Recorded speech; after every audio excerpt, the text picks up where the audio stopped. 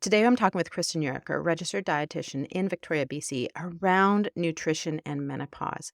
We all, if we're lucky enough to get to the age of 50, we all go through this change in life as people who have uteruses. And so, this is a really important topic that we're talking about because we all know that food is one of our medicines. And how can we make sure that we are doing the best we can for our body and easing this transition and supporting our bone health, our brain health, our heart health through kind of the menopause transition? So, Kristen is a wealth of information, and we actually chatted for quite a while around this topic. So, really excited to have this conversation with her. Welcome to the She Found Motherhood podcast. We are doctors Sarah and Alicia, maternity physicians and moms who have been through it all.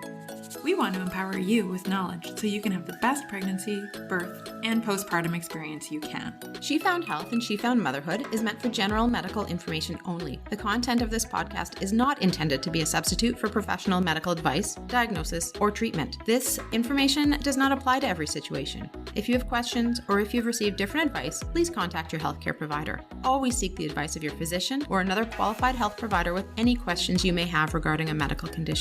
The views expressed by She Found Health and She Found Motherhood and our guests are not representative of any of the institutions with which we are affiliated. Some of our podcast episodes are sponsored so that we can keep getting great info out there to you, our listeners. We only partner with companies that we truly believe in. Some of our links and suggestions may be affiliates, and we would appreciate you using them to help fund this important work. Now let's get to it. Kristen, thank you so much for joining me today. We are talking about a topic that actually was inspired by a clinic day a couple of months ago, where I think at 9 o'clock in the morning, I messaged you on Instagram because I'd already had two patients asking me about perimenopause and weight gain and struggling with that and not feeling good in their body anymore. Like, this thing's changing. And so I reached out to you to see if you had an interest in kind of perimenopausal nutrition. And you said that you did. And so then here we are today. And I'm also secretly very excited about this because I am in the world of that area myself. I love learning about it and learning around health and all that. So why don't we start off by you just introducing yourself and telling us a little bit about yourself and what kind of inspires you to do this work? Thank you for the invitation to be here today and talk about this really important topic. And it's really wonderful to reconnect with you in this way. So, yeah, I'm Kristen Yarker and I'm a registered dietitian. When you combine my years of training and experience, I've been in this world of nutrition for it's getting close to 30 years now. And I have practice the Kristen Yarker Nutrition Agency, where we're a team of dietitians that provide professional and practical nutrition for busy people.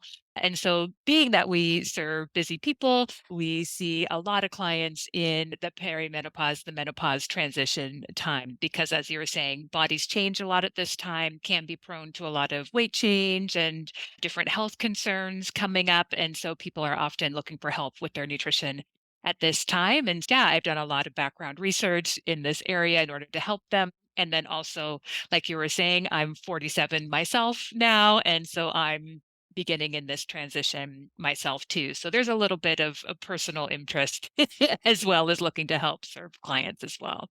Yes. So why don't we start off by just defining what we're talking about when we say menopause and perimenopause?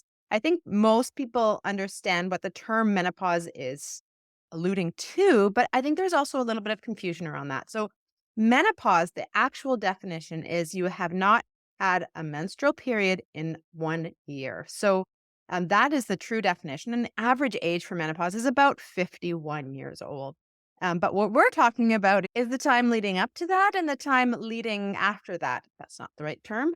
Following after that. And so that is the terminology we use, perimenopause. So the time around menopause. And we're talking kind of 5 to 10 years leading up to it and 5 to 10 years following it. So like 40-ish until 60-ish is that perimenopause time.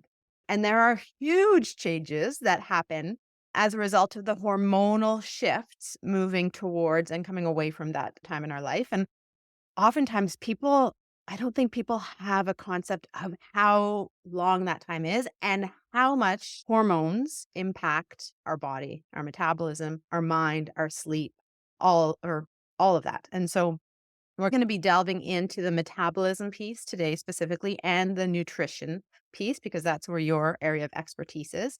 We'll probably dabble in a few other spots, as both you and I think, know quite a bit about this, given all of the research we've both done. And we'll have some resources and some action items for people as well. So let's dive into it. So we're talking about metabolism, but before we dive into it, I'm going to back up. There's a lot of the changes that happen include our cycles getting more irregular, oftentimes heavier, sometimes lighter. And that can start 3 to 5 years before we actually hit the menopausal time. A lot of people complain of hot flashes or vasomotor symptoms. So that's one of the most kind of well-known feature of menopause. But we also have kind of changes in our metabolism, which we'll chat about. After the age of 30, we actually start losing muscle mass. And so sarcopenia is what that's called. And so we're going to talk a little bit about how we can protect against that today. But we also have changes in our mood, changes in our sleep, changes in our joints. So much like in adolescence, we have a lot of musculoskeletal complaints. In teenagers, the same thing happens around perimenopause just because of those hormones shifting. Frankly, the same thing happens in pregnancy as well, let's be honest. So these times in our life when our hormones are shifting tremendously, we have a lot of kind of symptoms that can come along with it. And not everybody experiences those the same, and not everybody gets them to the same degree. So that's a really important piece that I know you're very good at, is really customizing your advice to the person in front of you. So today we're going to be quite general in our discussions, but certainly when you do have a one-on-one discussion with a care provider, they are going to be able to do a lot more customization of their advice based on you as a human being, not you as a part of our bigger society that goes through menopause, right? So why don't we can start into it. Yeah. We're talking about those metabolic changes that happen in this transition time.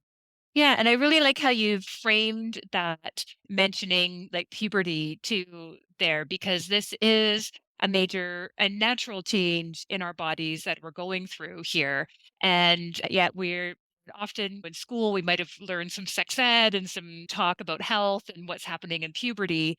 But most women, we don't have that conversation and teaching around what's happening at this phase in our life. And so a lot of what's going on can feel quite shocking and confused about it.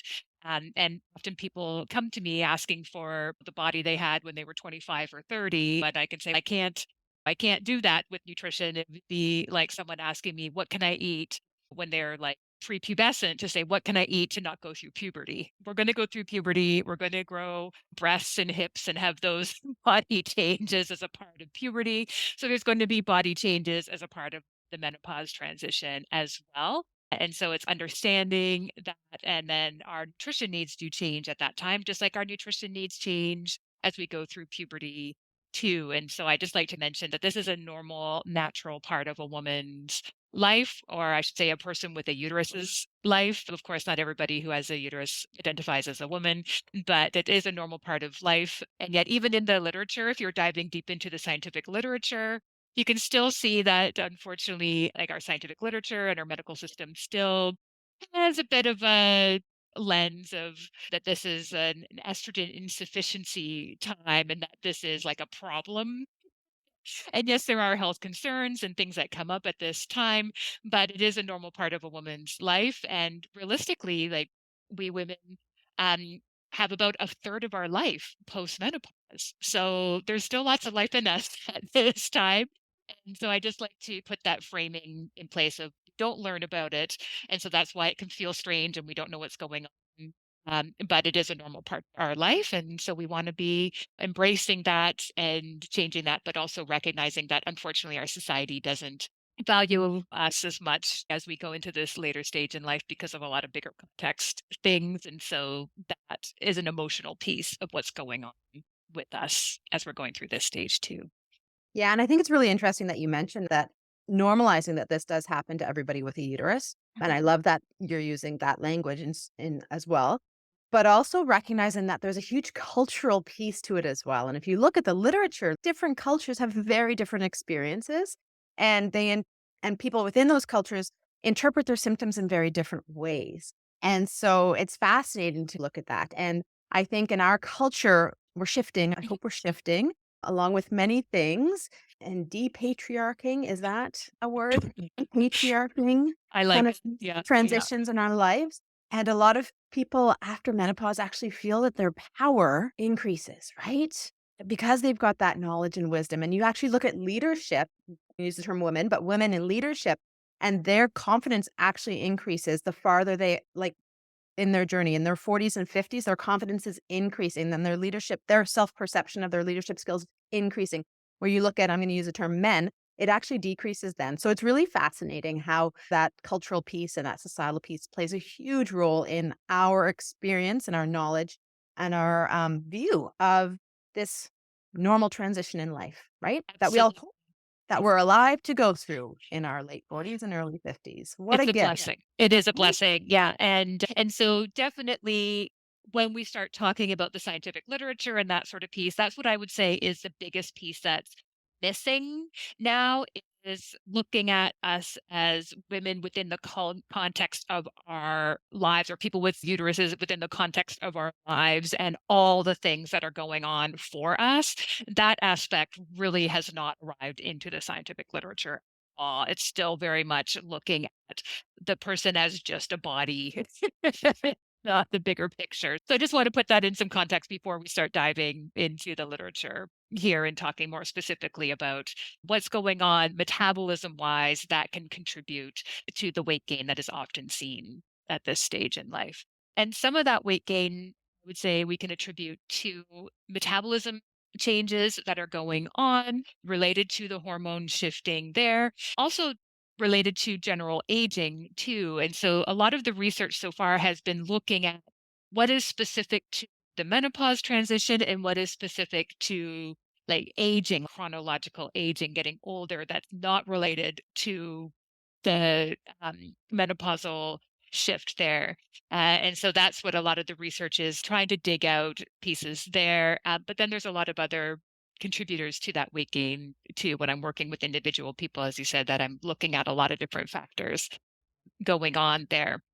Yeah, as we age, unrelated to the metabolic shift, as we age, metabolism does slow down. Uh, that seems to be a normal part of aging and not related to the menopausal shift. And of course, as we're going through the menopausal shift, we're also getting older at the same time. So you can't really, tease those apart, but those are, layers that are happening there. And as our metabolism does slow down, we need to eat less and often we just need less calories, and calories are just a unit of energy, like Celsius is a unit of temperature or kilometers is a unit of distance there. So we do need to eat less energy because we're burning less energy just naturally in our metabolism there. And so that seems to be, as the research is showing, it seems to be more related to aging rather than the menopausal transition there, perhaps. Although some of that metabolism drop that we see in people is often related to, as you were saying, people being less physically active and therefore having less muscle on us, because muscle is a more metabolically active tissue in our body, parts of our body there. And again, some of that aging is metabolism slowdown with aging is related to actual aging, but a lot of it perhaps is related to doing less physical activity there. So there's decrease in physical activity, which is slowing the metabolism. Of course, if we're being less active, then again, we need to be eating less energy because we're expending less energy. So that's a compounding thing with the physical activity relating to the metabolism, but then we're expending less. And then with the menopausal transition there, as about 2 years on average before we actually have that last period, the estrogen starts to drop. And as that estrogen drops, every cell in our body has receptors for estrogen. So it's going to have an impact on every single part of our body. And the research is still discovering what that impact is. There used to just be understanding that, oh, just certain reproductive related parts of our bodies have estrogen receptors. Nope. It's now been discovered that every single cell has estrogen receptors. And so now the research is, okay, what does estrogen do on all these cells? Then if there's a receptor for it, it must be doing something. But what we see is that as that estrogen decreases, it does put ourselves in relatively higher testosterone and androgen hormone balance there, which does tend to then create a situation in our bodies where we tend to shift where we store fat. So when estrogen is higher, people with the uterus tend to store fat more in the legs and the hips type of placement. And then as the estrogen is decreasing, then by comparison relative, then the androgens or the testosterone is higher. And so then we tend to do more of that belly fat storage, that full shape there, more of that kind of beer bellyish, we might call it on someone without a uterus there, type of shape there. And that shift is happening because of the shift in the relative as the estrogen is decreasing. So there tends to be that shift. And so it's more of that, what's called technically the visceral fat storage, and more of that shifting of the fat stores towards the belly um, there. And that's often what people come to me complaining about, is that they're like, oh, like, where did this belly come from? And where is the belly? That sort of thing is talking about with folks through the menopause transition. They're really seeing that. They're like, where, like, I never had this shape before. Where is this come from? And that's come from that estrogen decreasing. And as I said, that tends to be about like 2 years before the final period there that's happening. And then we do tend to see also that weight overall tends to be increasing uh, a number of years before uh, that last period there, like 5 to 10 years before that is typically when the weight starts to be coming. And there is some research, again, it's quite early research, so I'm not making certain conclusions yet around it, but that follicle stimulating hormone FSH, it typically is shortened to, increases about 10 years before that period. And that seems to be correlated, or at the same time, that weight seems to increase for people. And so there's kind of curiosity in the research of, oh, could that hormone be doing something that's contributing to the weight? Again, hard to say. Just because things are happening together doesn't mean that one is causing the other. That research is still to be done, but the weight doesn't tend to just snap on. It tends to be that when I'm talking with people, it's, yeah, the last 5, 10 years, it just is slowly creeping. So that is a hormonally a piece that is probably happening, or might be happening. They're researching there. And then I just want to also mention, because I'm working with so many individuals in this life stage, what hasn't been shown in the research, but I think is really important for us to be looking at, is often, as you were kind of like mentioning with around leaders at this time, often people at this time are really advanced in their careers, right? They've got really big jobs. So there's a lot of stress happening with that. They're also often the sandwich generation in this time when we're looking after children, but also looking after aging parents. Often there's a lot of also like volunteering and household responsibilities and that sort of thing. So it's also a time of really high stress, chronic stress, difficulty fitting, taking care of yourself into all the gazillion things that you have to be doing in the day. And so I think that's the piece that we haven't looked at in the scientific literature, is like how much of this might be related to what's physically going on with with chronological aging and with the menopause transition, but what also might be related to what's going on in people's lives at this time. Might be related to chronic stress and maybe cortisol being chronically high. Why is that physical activity falling off the plate when maybe at earlier life stage there was more physical activity? Probably because there's a heck of a lot of other things going on. And so I think we need to be really, that's the piece that I think is a big piece that I see when I'm working with individual clients, of how can we get practical ways of taking care of yourself fit back in the gazillion item long to-do list. And it really hasn't looked at that there. So I think we need to want to respect that's probably a big piece that's going on that we don't have, answers to. Yeah, and I think that's a really important thing to mention. So thank you for doing that. Sarah and I are doing some work around, I guess we're calling it energy management in healthcare providers, but also in our patient populations around all of these pieces, because there are so many pressures on people in this stage of our lives. And you bring up a really good point around that how can we start actually looking at the work that we're doing, all of the demands on our time and energy, and how do we either start recognizing that some of that can go so that we can actually care for ourselves better, so that we can, I say it, care for others better, because maternal guilt and childhood guilt always is impactful, right? So if you say take care of yourself so you can take care of others, people are more likely to do it, right? They'll prioritize themselves so that they can recognize that. But we're starting to do some work around that because it's such an important piece. And I think people forget.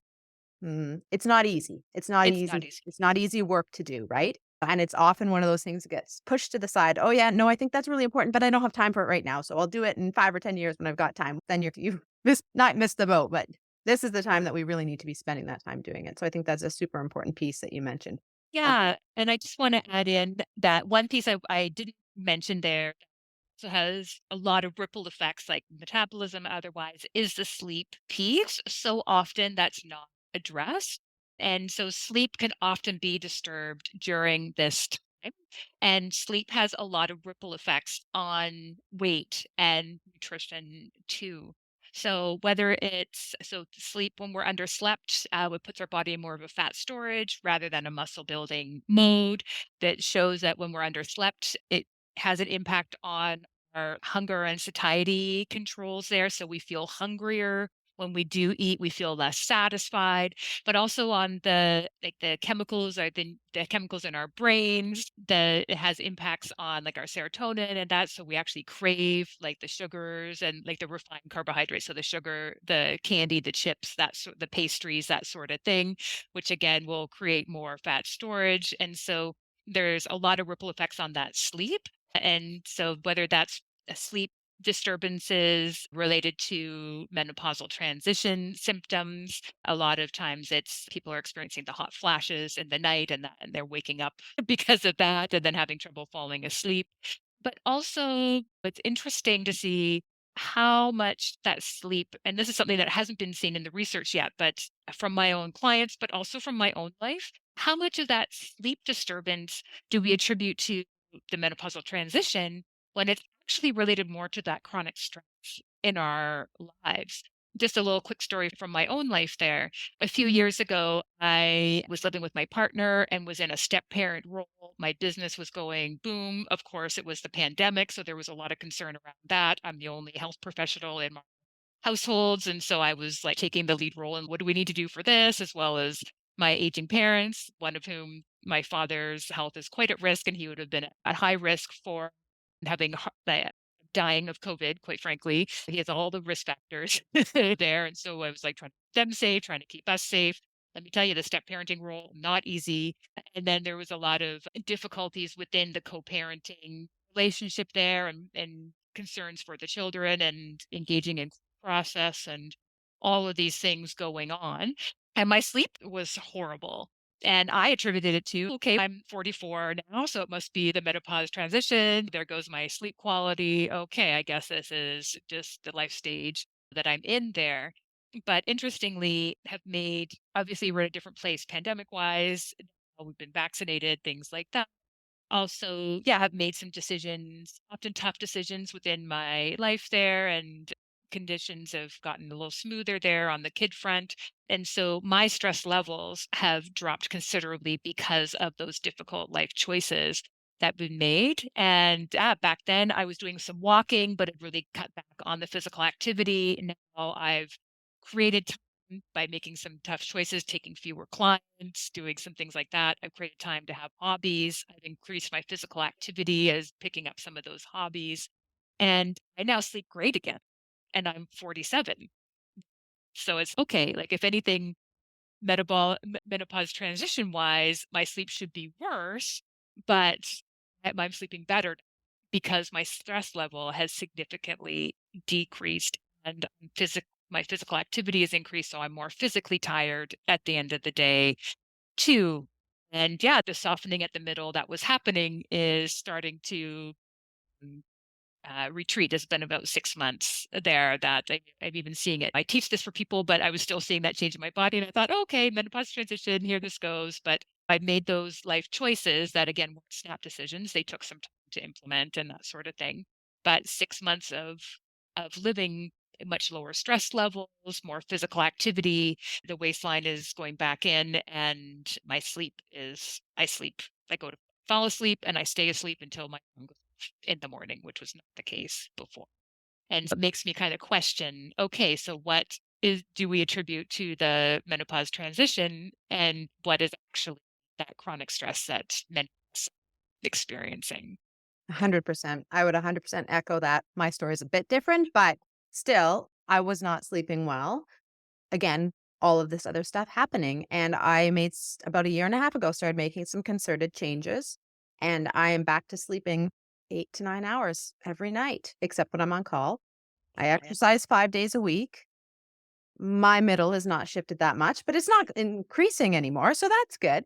Mhm. But yeah, I 100% agree with you. I think we put the onus on whatever is easy for us to accept or takes less work or we have less power over. But I think there's a lot of things that we can do on a day-to-day basis to actually decrease our stress levels and improve our well-being that are hard things to do, though. And that's the Art. thing. They're hard things to do.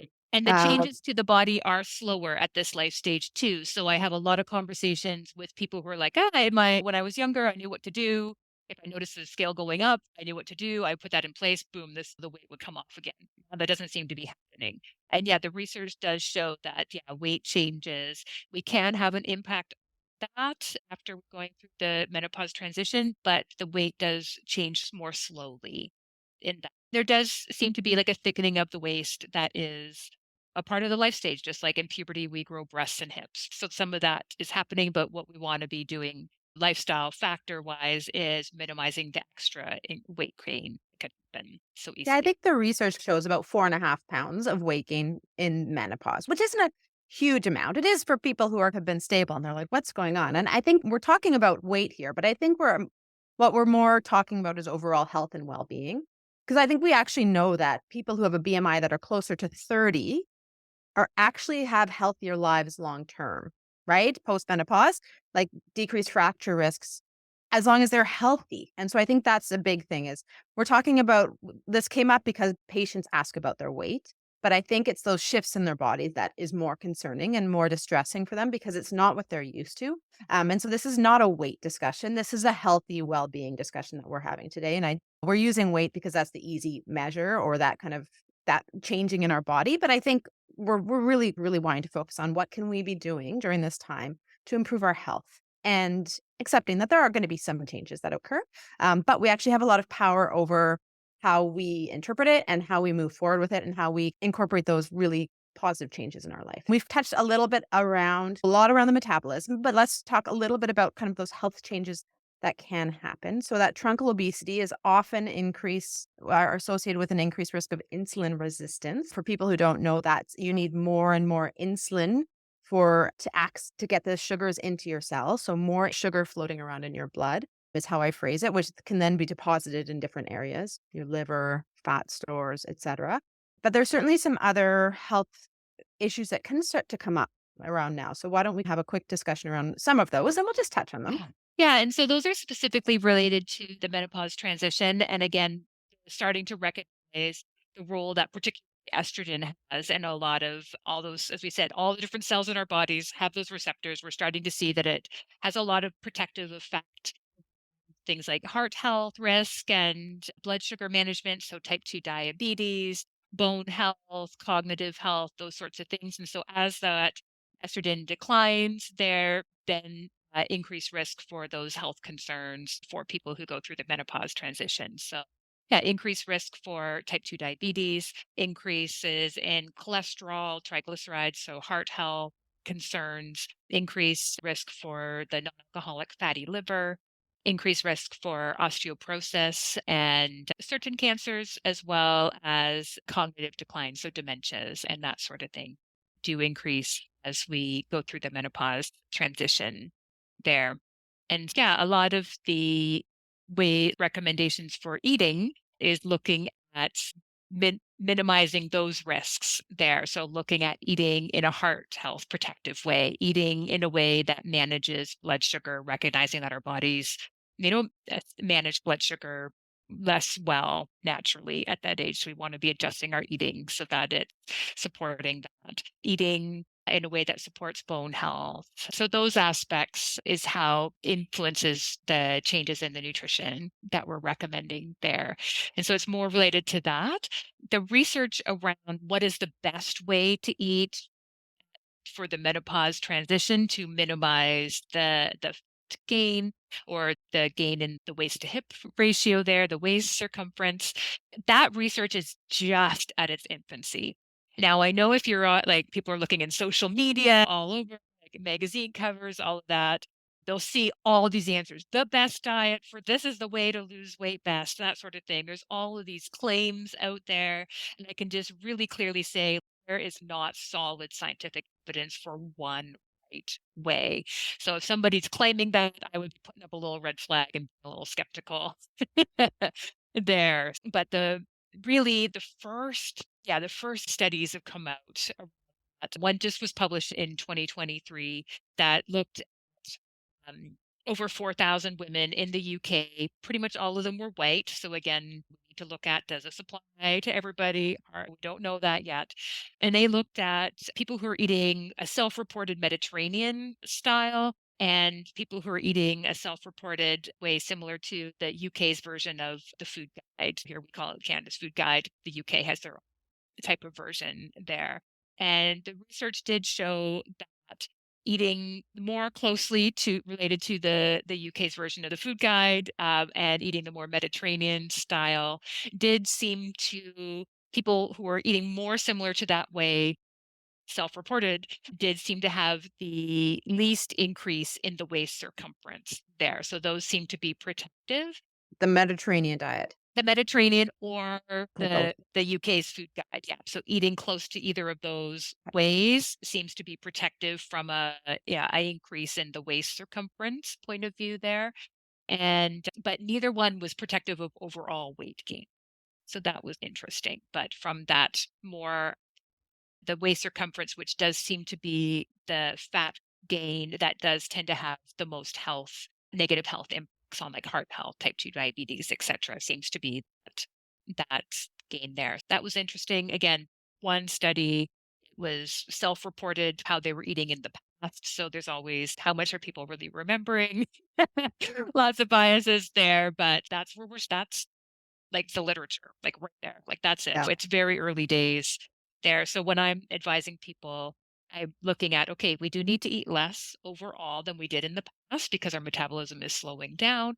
We do want to be eating in a heart healthy way. We want to be eating in a way that manages blood sugar and in a way that supports bone health. So that's what I'm looking at when I'm recommending nutrition changes versus saying, oh yeah, this is like everybody needs to be vegan or everybody needs to be keto or everybody needs to be doing intermittent fasting or there's just really solid evidence is just not there for me to be like, yes, this is the one best answer for everybody going through the transition.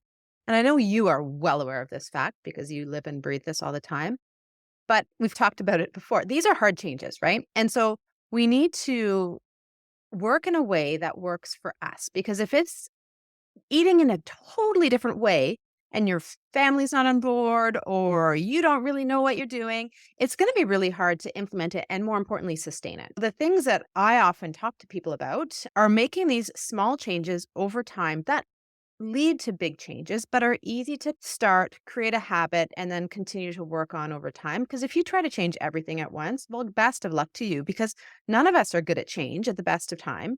And if it doesn't work in our life and we're not supported by the people around us who are close to us and in the same household often or our close friends, it's really hard to sustain that. So are you able to give us some tips and tricks? Hey, Sarah, do you know what I've never asked you? Did you take a prenatal course when you were pregnant? We did. Even though I'm a maternity care provider, my husband and I thought it would be an important process for us to go through together. That's so cute. It must have been so hard for you guys to coordinate your busy schedules, though. Oh, tell me about it. I was a medical resident at the time, and he was working full-time. We really struggled to find a course that would fit our needs and ended up doing a semi-private course that still was challenging to schedule and quite expensive. Wouldn't it have been nice for you guys to have access to an online course with evidence-based content that you could do from the comfort of your own home or on your own time at your own pace? You're telling me. If I had had access to something like our Pregnancy to Parenthood prenatal masterclass, it would have been a game changer. And that's the big reason we put this course together, to provide parents with access to reliable, comprehensive prenatal education from the comfort of their own homes and the ability to watch it and rewatch it when and where they choose. Plus, it's got so much great information about preparing for the fourth trimester, which I'll admit, I felt really unprepared for. We focus so much on labor and birth when we're pregnant without understanding how challenging breastfeeding in the fourth trimester can be. I hear ya. And that's why we put together such a comprehensive module all about what to expect for the fourth trimester and for your newborn. If any of you listeners are pregnant and thinking about a prenatal course, I may be biased, but I would 100% recommend our online course. Head on over to www.shefoundhealth.ca/masterclass to check it out. We promise you won't be disappointed or your money back. So tips and tricks to help support those changes. So when you're talking about bone health and you're talking about that metabolic health, heart health, what are some of the things that you, and the muscle wasting, so the sarcopenia or the decreased muscle mass with time, what are some of the changes that you recommend to your clients? Yeah, absolutely. And I'm absolutely the same on board. That's why our little tagline for our practice is professional and practical nutrition. It might not be the sexiest tagline, but we want to set people up to succeed. And so our advice is really practical in that way.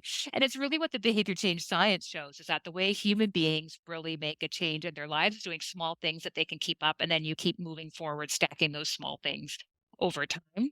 There's a small percentage of people who can do big drastic changes and maintain that, but they're like in the single digit percentage type of people. It's just not sustainable for most of us. Yeah. So what recommend as far as specific changes? As I already said, we need to be starting to eat a little bit fewer like calories, so a little bit less overall. But what I recommend is to make sure that you're not eating that little bit less from the protein containing foods.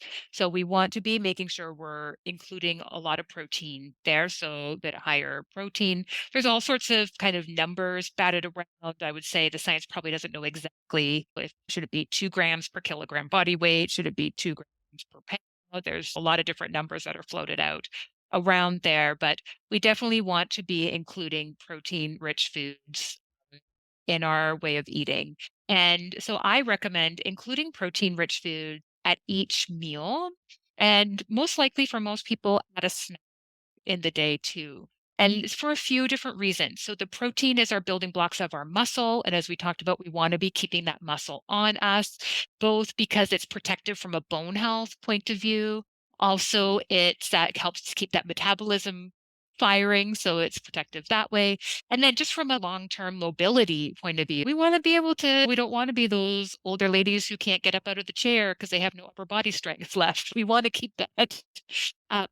And the research seems to show that um, maintaining as much muscle mass on us, maintaining our physical activity can perhaps help prevent some of that weight gain that is happening there. So we want to be eating in a way that's protecting the muscle, but also from that blood sugar management point of view. Protein doesn't spike the blood sugar itself, but also when we have protein at the same time as we eat foods that contain carbohydrates there, so things like starch foods, like our breads, our pastas, our grains, our cereals, potatoes, even some of the fruits or some of the veggies there. When we eat protein at the same time as those, that protein blunts that blood sugar spike. And so it keeps our blood sugar much steadier. So that's an example of how we want to be eating to help our bodies now that it's not handling that blood sugar quite as well on its own. The protein helps with eating with the muscle, but also protein keeps us full for longer too. It helps keep us, and so we end up often then not snacking as much and not overeating as much because we're not eating as frequently there. When we eat a meal that includes protein in there, then it helps keep us full for more into that 3-4 hour range, where if we have just a piece of fruit or just some bread or something alone, we tend to be hungry like an hour or two later. And so then we'll end up eating more frequently. So we'll end up eating more. And that's how that kind of we can end up eating too much there. So yeah, definitely including protein rich foods pretty much every time you're eating is a good kind of. It's a lot of protein we need to be getting in. Like Yeah. I've been trying to get my protein in it. It's hard work, right? So It can be. what are some protein-rich foods just for people who and recognizing that a plant-based diet is also a very healthy way of eating. So some more traditional protein-rich foods like animal sources, but also not that they're not traditional, they're very traditional. The plant-based sources as well. Just a couple of ideas. There you go. Yeah, I was gonna say traditional for which type of culture. Anyway, but yeah, protein-rich foods, the animal-based sources are things like our meats, our poultry, seafood, eggs. And then more plant-based foods would be things like beans, lentils, chickpeas. They contribute protein. And nuts, seeds, and their butters, almond butter, peanut butters you contribute protein there. Soy foods like our tofus, tempehs, that sort of thing contributes protein. And then dairy foods have protein as well, particularly the yogurts and cheeses contribute protein there. The plant-based milk alternatives usually don't contain much protein. So if you're doing like an almond milk or like an oat-based yogurt alternative, they don't tend to be very high in the protein. But if you're like some of the cheese alternatives like because they're made with cashews or things like that, they can contribute some protein as well. And then proteins sprinkled through other foods too. So things like quinoas or even whole grain breads, they contribute some more protein too there. So an easy tip if you are animal based and include some animal based foods is to perhaps include more pulses, the beans, the lentils, the chickpeas, that sort of thing, as your starch food instead of like a rice or pasta or something like that. Because so there's lots of dishes like that. For example, like a cassoulet, which is like a chicken stewed with beans, for example, or very classic French dish of serving fish on a bed of lentils then instead of with rice or potatoes or something like that is a great kind of swap to do to sneak in some extra protein there. But also those pulses, having them as a starch food in that way, they are an extremely steady non-blood sugar spiking type of starch food. And they're also rock stars in the fiber department. And the fiber is helpful, again, from a heart health point of view, from a blood sugar management point of view, all of those From a things. pooping point of view. Absolutely. Yeah. Can't forget the poops. Yep. So those are all, Colon health. absolutely. Yep. So those are that's like a swap. It doesn't have to be every single day, but like swapping that way could be great. You're hitting extra protein. You're hitting like a lot of like benefits with one little swap there. Instead of having starch on its own, often at a snack, people might be having a cookie or an apple or something like that. I recommend pairing that with a protein containing food. So maybe instead of the apple on its own, maybe you have an apple and some smoked tofu there. Or maybe you do apple with some cheese, or you cut the apple up and put some nut butter on there just to add a few more grams of protein in there. So some kind of sneaky ways to do that. There's also a lot of people like the convenience of a protein powder, which is handy. And there's so many things you can do with them. Of course, like smoothies were the original, but now people are creating different ways to do protein pancakes or muffins or puddings or things like that. So people find the protein powders handy. There's things we can do. Always just a smoothie. Smoothie is tasty too, but we don't have to be going to the protein powders, but just that sort of, as an example there. Awesome. So we've chatted about protein and we've also gotten in some extra fiber as well, which is fabulous for colon health and heart health. Would love to chat a little bit about bone health and kind of recommendations around that because it's obviously a big one. And as you've said, if our muscle mass is decreasing, we're not having that same strain on our bone, increased risk for bone weakening. So plug for strength training, both for getting muscle mass and improving your metabolism, but also for your bone health. Go. But in terms of kind of vitamin D recommendations or other recommendations that you might increase or change in this time, what would you tell people? Yeah, so the first goal kind of links back again to the protein. So getting enough protein is also supportive of bone health. So just protein isn't the only thing, but just another bonus of it is supportive bone health. Yeah, and then looking incorporating calcium-rich foods into our eating habits. Many of us automatically think of dairy for calcium-rich foods, but also the plant-based dairy alternatives like the oat milks, the almond milks, those also have calcium added to them. And so maybe swapping your black coffee for a latte is an easy switch to include a bit more calcium in the day there. But then a lot of the plant-based foods contribute some calcium as well. So things like our leafy green, some of the seeds, almonds, for example, have some good calcium containing there. And yeah, there's some good like calcium calculators or calcium food lists available if you're Googling them from some pretty reputable Canadian sources, such as if people are in BC here, like HealthLink BC has some good calcium sources in that. So you can be looking up, you don't have to be doing dairy in order to get calcium in our foods. Another way that is a very traditional way to be getting calcium from our foods is to be including fish that and eating the bones in there, canned salmon, canned sardines, mackerel, anchovies, those sorts of things. Really underappreciated food, often in made our dominant culture here, but crushing up those little bones and having them is a great source of calcium in our diet too, as well as the healthy fats that are great from a heart health point of view. And so exploring foods where you're including the fish bones is also a tip I would be recommending. I'm a big fan of what I call the little fish. So all the mackerels and the sardines and those sorts of things, they're a great food for us and also tend to be lower on the food chain from an environmental point of view. And and so a great food to be exploring and including if somebody isn't vegetarian or vegan Yeah. And a good there. source of omegas too, right? For kind of That's that brain health and that hopefully. I don't know if there's any evidence around that and the fending off of the dementia. I'm very technical. The dementia. yeah. Yeah, some exploratory there also from a arthritis point of view and that too, but yeah, from and also some great evidence around it with the non-alcoholic fatty liver, with including more of those fish oils. So tends to be beneficial. But again, one of those foods that has many benefits. There's protein in there, there's the calcium in there, there's the healthy fats in there. Yeah, check as you Amazing. go along. Yeah, Sardine cassoulet for dinner, everybody. there you go. I chose my birthday dinner restaurant because they had anchovies on the menu, and for sure ordered. I loved sardines quite regularly. Mash them up on a nice baguette with some good quality olive oil and balsamic and a little sprinkle of salt, and yeah, delicious. Yum, yum. That Mediterranean lifestyle there.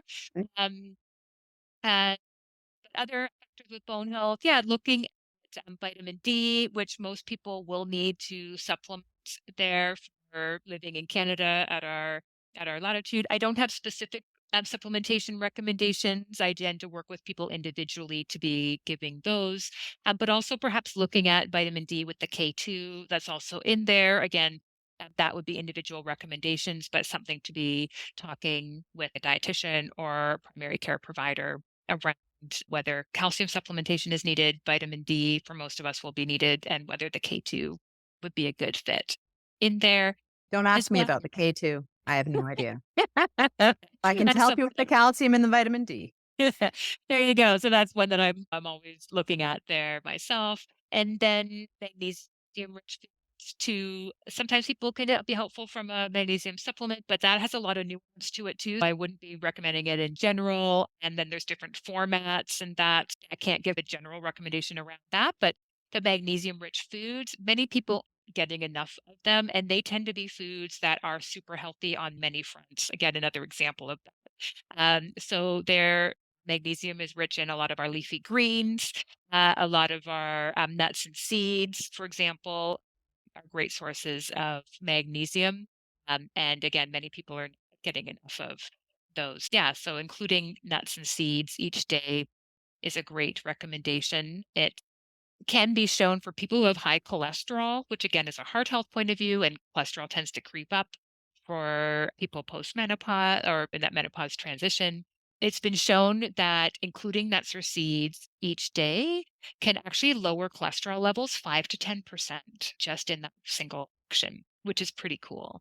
And again, we're talking like the good, it's got the, we don't know exactly why, it's whether it's the good fiber in there, whether it's the increased protein, whether it's the omega 3s that are in there, whether it's the magnesium.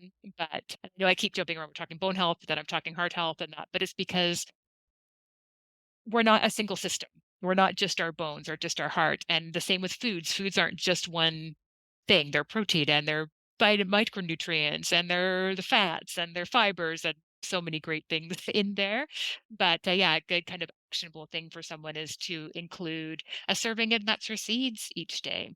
and to maybe mix it up. Sometimes I see people, yeah, I have almonds every single day. And I'm like, that's great. Almonds are great, but there's a world beyond just almonds out there too. Maybe switch it up. Maybe you've got chia seeds sometimes, and pumpkin seeds sometimes, and cashews sometimes, and Brazil nuts sometimes. And we can mix it up. But yeah, including the nuts or seeds each day is a great habit to be starting during that menopause transition there.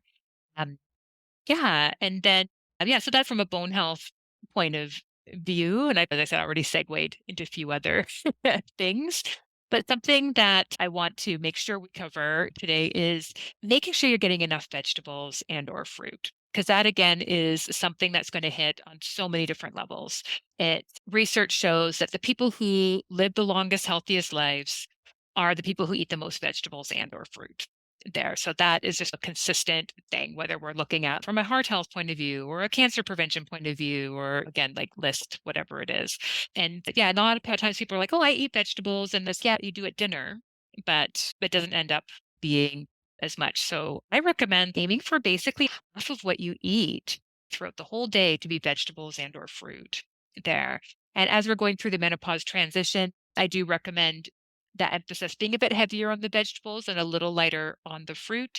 I'm not anti-fruit at all, but just as we talked about, our bodies do manage the blood sugar a little bit less well at this life stage, and the fruits tend to be a bit higher in the natural sugars there. So you don't have to cut them out altogether, but if you are mostly a fruit person and not much veggies, it's time to switch over to mostly veggies and some fruit in that balance there. And I don't want, and I just want to, we're talking about fruit, not fruit juice, right?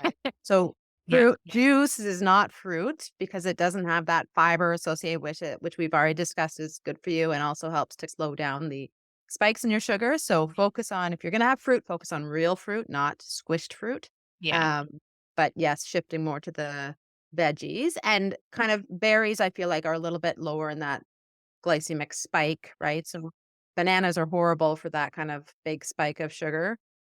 I'm making stuff up. Ignore me. A little bit, but Get more to again, the veggies. I think, yeah, moving more towards the veggies, but I don't want to vilify anyone to say don't have bananas or that sort of thing, especially if we're encouraging people to have more vegetables and fruit. We don't want to be suddenly taking ones that they might enjoy off and making it harder there. But yeah, but so each meal, each time you're eating, so similar as I was saying, pretty much every time you eat, you're having protein. Every time you eat, is there vegetable or fruit present? And particularly if your meals of the day tend to be lunch or dinner there, looking to have a good 2 servings at that lunch and dinner. And a good way to eyeball a serving, and the way I count servings is about the size of your fist there. An apple is about that big, or this many carrots, or this much broccoli, Brussels sprouts, that sort of thing. If you're talking like a leafy green, like a lettuce style, or like a kale, Swiss chard, bok choy style, it's more like a big open handful is a serving. And so we're looking for 2 of those at our lunch and dinner, if those tend to be your bigger meals of the day there. And often people have a little bit, like maybe 1 serving present there, but often the full 2. And that's what we're looking for, like that volume of veggies or fruit. And often people find it hard to include much. And a trick to help shift that to make it easier is that often the vegetable is the afterthought when you're planning a meal, right? You might be like, oh, I'm in the mood for chicken. And then you think, okay, how am I going to cook the chicken? And then what goes with chicken? And then think of, okay, I'll have maybe rice and then what vegetable? Like it tends to be the last part of the thinking. And instead, I recommend that at least sometimes change it up so that the vegetable is the source, like the first place you start. So it's okay. Like, and maybe, oh, like it's fall time when we're recording this. Oh, butternut squash is in season. Let's do butternut squash. What goes with butternut squash? And then maybe you're going to have, okay, we're going to do like a squash ginger soup and add some pumpkin seeds in there. And then a nice piece of crusty bread with that. Yeah, that's what we're going to. And so you build the meal from the vegetable and what complements it, or what's in season, or what's on sale. As food costs go up, maybe it might be based on what's on sale, right? You look at the flyer for the grocery store and oh, bell peppers are on sale, like the big bag of colored peppers. Awesome. Let's do stuffed peppers for our meal. We'll put some veggie ground round in there and rice and onions and garlic and we'll do stuffed peppers this week. Okay. And so switching from starting with the protein food and then what complements it to starting from the vegetable and then what complements it can be a good technique for bumping up that vegetable uh, proportion that we're eating there. Awesome. Awesome. And so, one last question that we wanted to discuss is what about alcohol? Mhm. Yeah, and so alcohol in the menopause transition specifically, there isn't a lot of evidence around alcohol in this time. Most of the research has been looking at, does having a lifetime of drinking alcohol change the timing of when you will go through the menopause transition? And there's some really mixed evidence around perhaps being a light drinker might delay it. But again, I say that with a big question mark, absolutely not certain. So we're far from knowing, should you be drinking alcohol during this time of life or not, or does it have an impact on symptoms, that sort of thing. Still not much evidence or zero on those pieces. But again, I look at it from the health concerns that change at that time. And so we know that alcohol consumption can increase the risk for certain cancers. Alcohol consumption can increase the risk, that can contribute to weakening the bone there. So those are concerns. But something that I look at with clients individually, recognizing that we do need to be consuming a little less energy, so a little less calories at this life stage. Alcohol contributes calories there, and they're in a way that we don't feel less hungry when we've eaten them, right? If you have an appetizer before your meal, you go out for dinner, let's say, and you have an appetizer before your meal, you might end up eating a bit less of your meal because the appetizer has filled you up a little bit. But if you have a glass of wine with the same number of calories in it as the appetizer, and then you have the glass of wine with your meal, you don't need any less of your meal because you had the glass of wine there. If anything, it's going to lower inhibition so that you might have dessert when you might not have had it otherwise. And so the alcohol contributes extra calories that at a time when we're wanting to decrease our calories while still getting lots of the good quality nutrition, the protein, the vitamins, the minerals, the healthy fats, all that stuff at the same time as we're decreasing calories. So when we're including alcohol in there, it gives us even less room to get all that good nutrition in. Because, of course, the alcohol isn't bringing vitamins or those sorts of things along with it. So it does become a bit harder to include it. I don't necessarily say everybody suddenly has to become sober, but it is something to be looking at. Also, as we age, we do know that our ability to metabolize alcohol decreases. So that those 2 glasses of that you might have always had since your 20s, like with dinner, becomes more like 2.5, 3 glasses of wine, like for the body to be processing there. And so we do get like drunker off of less alcohol as we age. We want to put it that way. And so it does make sense to also be decreasing the amount of alcohol that we're having, even if we're wanting to so-called maintain the same amount of alcohol that we're the impact on our bodies. You do need to start slowly having less as we get older there because it has that stronger impact on us. And then the last piece I always look at is looping back to a conversation we had early on, is that it's often a time of super high stress. And I'd have this conversation a lot with clients when the pandemic hit and we were in the real lockdown time. A lot of our sources of pleasure were taken away from us at the same time as the stress cranked up. And so a lot of people started drinking more at home. It was springtime here in BC. The weather was nice. You're sitting on the patio having a drink maybe every day because there was not much else to look forward to at that time. But now it's 4 years later and still doing that and using it as like a way to compensate with the stress. It's a very common, right? Mommy juice, or we have all these cutie little like sayings about how normal it is for us to be managing our stress with alcohol consumption. And we've seen particularly amongst, and I'll use the term women here because that's what's been used in the research, that alcohol intake has increased considerably amongst women over the last number of years.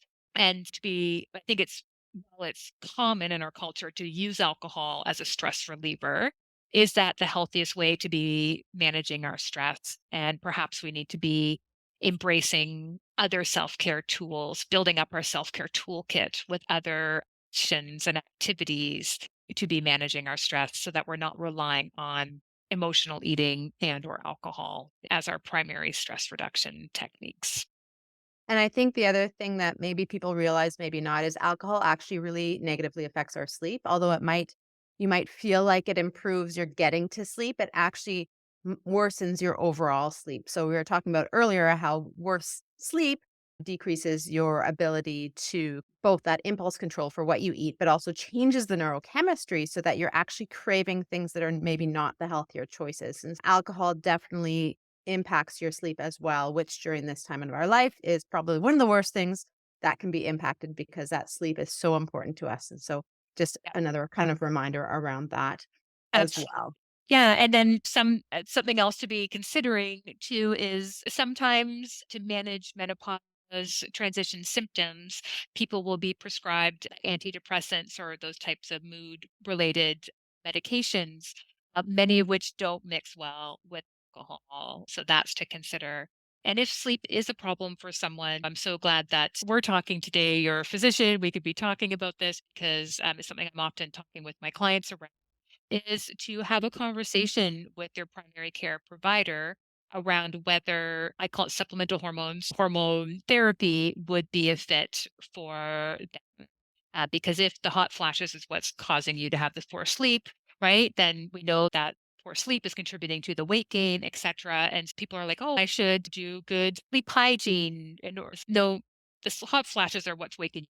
Like sleep hygiene is not going to improve your sleep. And we need to be, but as a dietitian, it's my role to be prescribing or recommending medications. But then I'll be asking my clients if they happen to be lucky enough to have a primary care physician here in Victoria these days to be having that discussion with their primary care provider to see if supplemental hormones might be a good fit for them with the symptoms they're experiencing so that they can be improving their sleep and then having quite the same level of weight changes that are happening from that natural ripple effect of the sleep.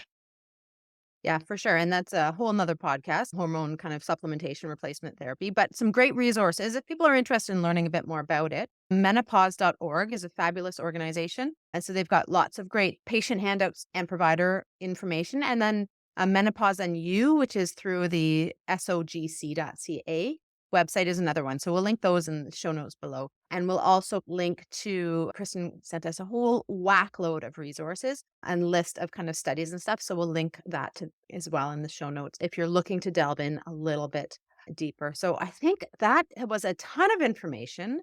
Thank you so much. A quick recap is significant hormonal changes can lead to changes in fat distribution and muscle loss in this time in our life. But in this time of our life, we also often have a lot of added stressors and are we're managing a lot of different things. And so that can also contribute. So taking a kind of a whole person look at those things. We discussed about making sure we're getting enough protein. We're talking about making some changes to add that protein in, but also incorporating heart health and bone health. And you love nuts and seeds, so every single day. And I noted how you put some pumpkin seeds in the butternut squash ginger soup that you made. Sounds delicious. I might be doing that tonight.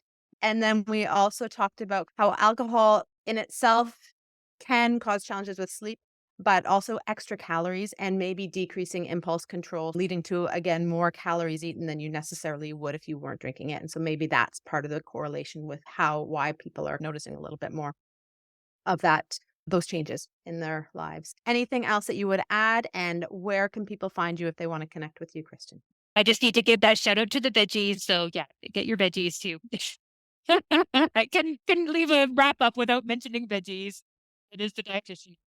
But yeah, so we're Kristen Yarker Nutrition Agency. If you just Google dietitian Victoria, BC, we come up with one of the first options there. And we do serve clients throughout BC by secure video call.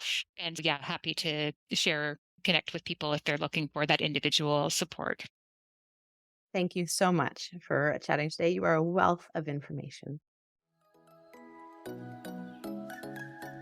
Thanks for listening. Make sure to check out our website at www.shefoundhealth.ca and to sign up for our community for weekly bump blasts. Make sure to check us out on Instagram or Facebook at she.found.motherhood and head on over to your favorite podcast app and leave a review and a 5-star rating. If you enjoyed this podcast, take a pic of yourself listening to it and share it on social. Make sure to tag us on it so we know to keep making them.